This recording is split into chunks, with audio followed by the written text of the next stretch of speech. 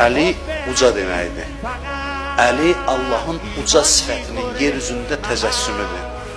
Uca sifətində bir xüsusiyyət var. Bəzən bir varlığın ucalığı adamı səcdəyə yıxır.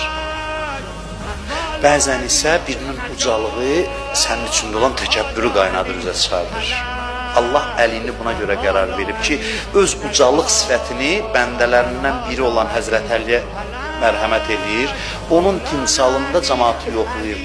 Ona görə əlinin müqabilində ya torpaq olur adamlar, ya təkəbbür göstərir. مشتاق قلوب منم زادمنان علی عادی من اعلمم علی ندعلا yaratmışam من اعلمم علی ندعلا yaratmışam her kim علی cemaline baksa məni görər öz cilvəmi Əlidə Hüveyda